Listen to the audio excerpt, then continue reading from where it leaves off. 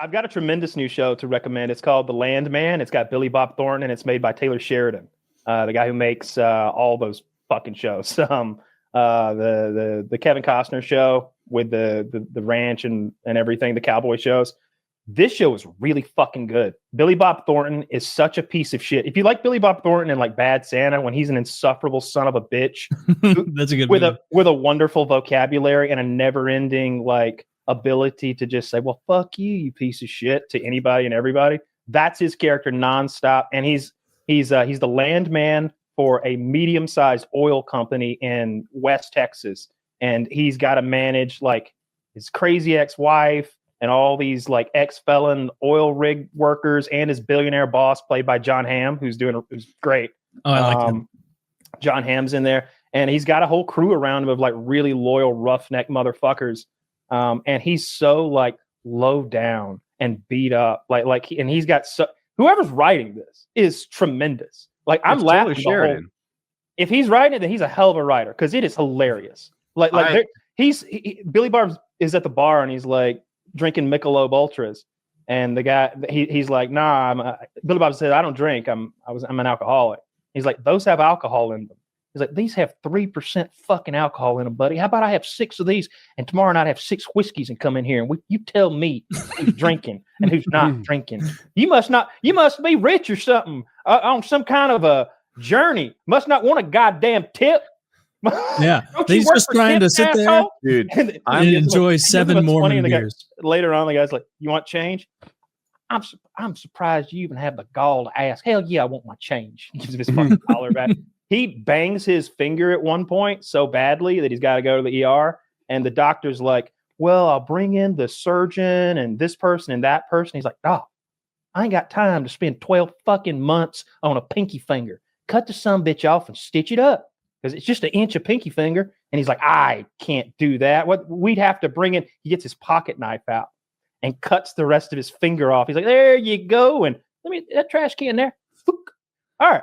Now, what do you think the odds are this will just scab over?" And the guy's like, "Virtually impossible, sir." "All right. Well, you get somebody in here to stitch me the fuck up. Dude, I'll be in the other room." Dude, that's so funny. You bring up the Republican version of woke as fuck. It might as well have like women beating up men and shit like his other shows do. I'd say I'm not super sensitive to the woke thing. Maybe I'm just forgiving of it. But that shit, like when they sit there and rail against windmills and spout misinformation about shit, it's not true. It is true. I went and fact checked the fucking scene. Like what part wasn't true? So that the windmills were like that they were bad for the environment. Essentially, he's like, "You know how much diesel oil they burn making the concrete?" I looked into it. Takes 4.5 months for a windmill to be like carbon neutral again. Sure, it takes oil to build them, but they pay that back in 4.5 months. He said that he was like, it's not clean energy, it's alternative energy. And his whole thing was about how windmills weren't really good for the environment and how environmentally expensive it is to make them. I'm wondering like which part of what he said wasn't accurate. He said that windmills were bad for the environment when in fact they are good for the environment compared to oil. They don't offset their carbon emissions before they. And he's wrong. They offset their carbon emissions before the 6-month point.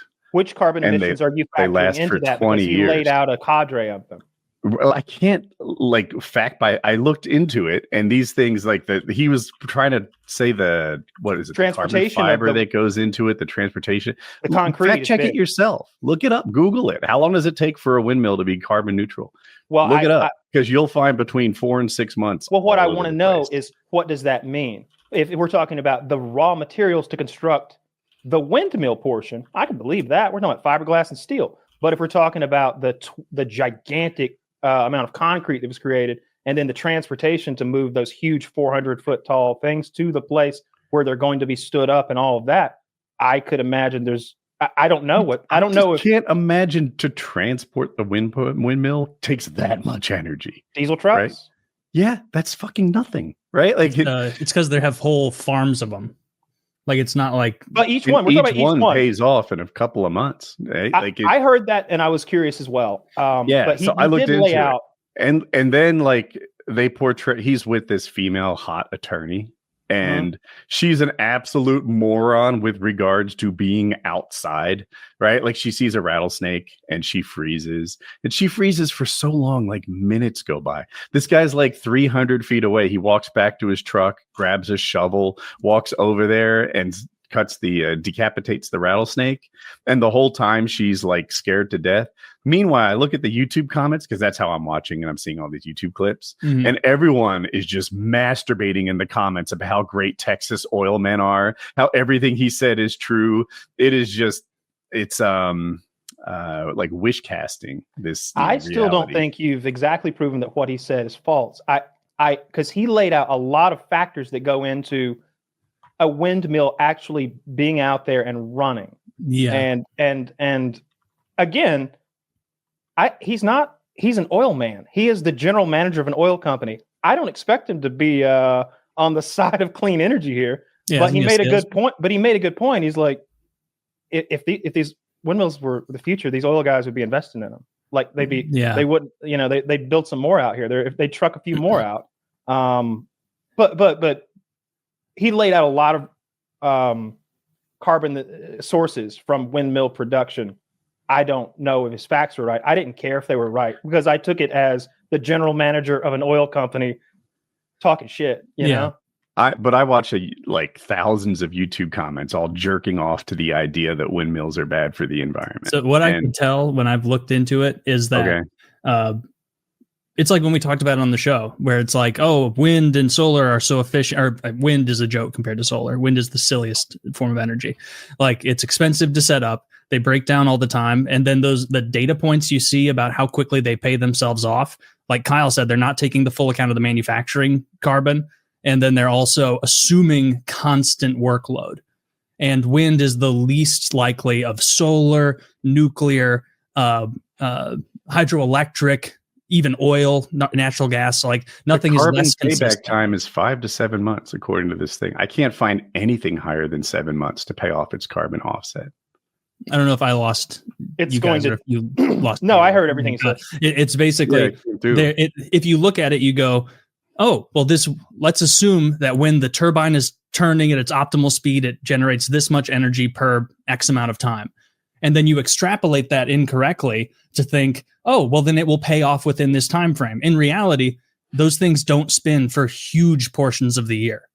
They're not efficient. Without enormous subsidies as a renewable energy source, they wouldn't be tenable. So which study didn't take that into effect? The one we talked about on the show, where we talked, this is probably 4 or 5 months ago, where we talked about the efficiency of different things. And then we found a site that said, oh, nuclear is actually terrible and it's way less efficient than solar and wind. And then I looked at the site and it's like an advocacy group against nuclear energy.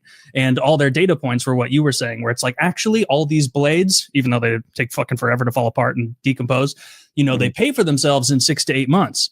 And then I looked into it more, watched a YouTube video or two, and they're like, yes, that's technically true if you assume constant production. But unfortunately, sources that aren't nuclear, natural gas, and oil have a huge amount of and hydroelectric have an issue with constant energy production. And so it would be like saying like, oh, I made $100 today, selling lemonade on the hottest day of the year. If I extrapolate this, I'll make $36,500 this year from lemonade on my street, but it's not sustainable. Well, politics aside. Well, the studies I looked at did account for that. It's a tremendous TV show. I literally binge watched, I think, 7 hours of it last night or something. I stayed up till 3 a.m, like watching all of it that there was. It is so fucking good. I love the writing so much. His daughter is like 17-year-old jailbait, and she's like around the house constantly in her underwear, freaking out his old lawyer roommate. It's like that part of the relationship's hilarious. His son is like dropped out of college, and he wants to be a roughneck. He wants to run an oil company someday, but he feels like he needs to learn the industry from the bottom up, and he's just getting beat up by Mexicans, and it's rough. Everybody's having a hard time, and Billy Bob is so sour and such a piece of shit. Like every second of every day, except to his family. He's great to them. He reminds me a little bit of Tony Soprano in that, like, he's got there's a different Tony when he's talking to his children, for sure, than when he's talking to somebody he doesn't like or somebody he just doesn't have time for or the patience for. I love the show. I can't recommend the Landman enough. Politics aside, I don't care if oil's. They do lay out. John Hamm has this soliloquy. He goes on a fucking rant about oil at this oil. He's at a meeting of oil company owners, and one of them is trying to talk. He's like, "We must invest in green energy," and John Hamm goes on a fucking rant about everything that oil is in, and it's great. Taylor Sheridan shows always do this. Like I watched Yellowstone, and they basically just laid out that it seems like every woman in Wyoming could beat up any man from California, and they show this caricature of the other people, and it is as woke as can be, just for the red team. It looks like my life experience. It honestly, like the people that, especially this show more than Yellowstone, because Yellowstone has some superheroes in it, and it's like where'd you come from, boss? You're in the wrong movie. You should be fighting Billy Bob Thornton's character as a superhero. Like I saw him basically stare down the Mexican cartel and tell them to get off their land, stop stealing planes, take your fucking licks like a man, right? The cartel came there to kill him, and he's like basically calling them pussies. That's superhero shit. No, I thought that was like just tough guy stuff. I didn't think anything of that. And if anything, he's like lying through his teeth every step of the way to keep them from murdering him. And it's like, DA's got a fucking satellite looking at us right now. And here you are out here with your big old SUVs. Put your guns down. They're looking. And you can tell the Mexican guy's like, I don't believe you, but I'm not sure I don't believe you. Yeah. So I'm going to fucking, yeah, all right. I mean, I don't know. He had a gun. I think I watched a scene where they had a like mask on it, like a hood, where they kidnapped him. Opening scene. First scene of the whole show. Yeah, bound into a chair, basically telling the cartel that like they need to shape up. Well, he's the guy bound to a chair. Yeah. No, I dig that, because like his point is always superhero. His point is always like, do you know how much money that fucking with me and killing me is going to tie up? Do you know the people whose phones will ring? Do you know who their friends are? They're called the federal government. They're called the United States military. They'll be down here playing army games with you cocksuckers till the fall. Like, you don't understand. And every time he plays that card, you can tell it's like, yeah, I really don't want to make any trouble. Like, I wish threats would just get through to you people. But I know, I dig it. I love the show so much. Can't recommend it enough. It's a TV show, so I don't expect it to be 100% realistic, and I don't know shit about the oil business, so it's fun to watch. Like them do the roughneck shit. Like I like watching them do oil derrick stuff, and I haven't seen those scenes, but I love that type of stuff too. Like, just dude, I don't know if it's changed much, but I've seen people like, I think it's a drill. And it's a big metal vertically oriented rod, and they're like wrapping chains around it and maybe connecting another rod so they can drill a little deeper. I'm just guessing. I'm not an oil man. And I don't know what they're doing exactly, but I can tell it is outlandishly dangerous, incredibly dirty. It takes a strong man to do it who is okay with little things like losing tips of fingers and having oil in it for the rest of the day. They're like hockey players out there playing through injuries and kicking it. It's wild to watch. So I looked it up. Those oil wells can be from in East Texas. I looked up West Texas oil wells. How deep are they? And they said 500 feet to 5 miles. And I was like, oh, okay. So it's not even helpful. And so that's all the things. What's the human lifespan? 5 to 300. Like it was a little helpful though, because I knew that some of them could be outrageous, and I could sort of use that outrageous number for my calculations, because that thing you're talking about, Woody, they do it when they're putting, the pipe that goes down there that pumps the oil out. They're putting it in section by section, I think 50 feet or something like that at a time. That's why the thing's so tall. And so the wrapping and unwrapping is attaching each section, putting them together while like some jaws hang on to it, and then lowering it into the hole, and then grabbing a new one, and like they're putting the pipe in or taking the pipe out, or one of the or both. And so I thought the thing is though, there could be a mile of that 2-inch steel pipe just floating. Like that claw is holding a mile of pipe or 2 miles of pipe. And it's like imagining the amount of like scary forces that we're just fucking around with all willy nilly. And we're trying to be quick about it because we're a mile down and there's 2 miles to go and it's dark. Like You see how people immediately the get guy gets his fucked up hand. Yeah, all the guy the gets his time. hand in the there's like this claw machine that grabs the pipe so that you can move the next thing over. He gets his hand in it right away. Just crushes his fucking hand like a doll. It was it's a fun show. I'm digging it a lot. These injuries are making me think of a couple of stories my grandpa told me, and then told me about my great grandpa. That whole side of my family is farmers, and they have been for many generations.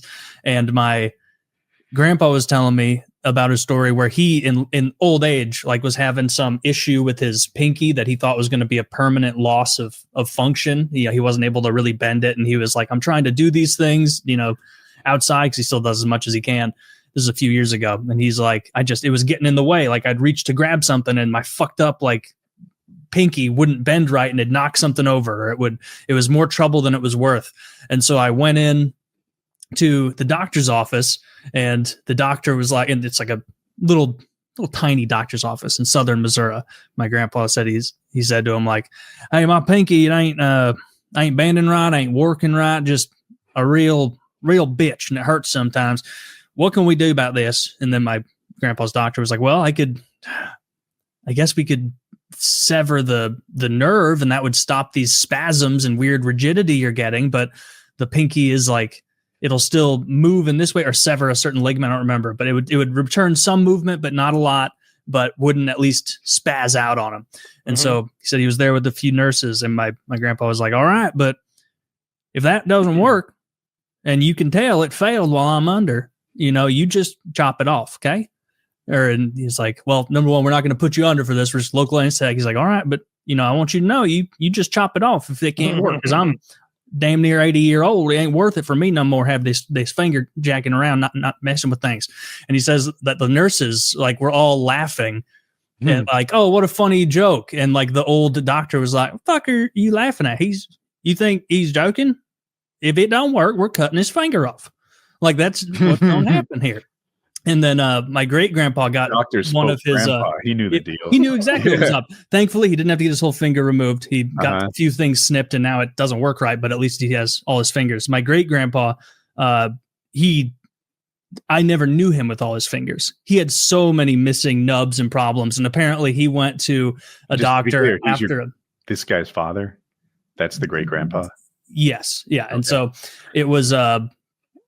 He got his hand caught in a thresher, as stereotypical as that is of an injury. And he lost one of his thumbs up to like the first, I guess the only nub you have on your thumb. He lost the end of his ring. Thresher makes hay bales out of hay, right? No, that's a hay baler.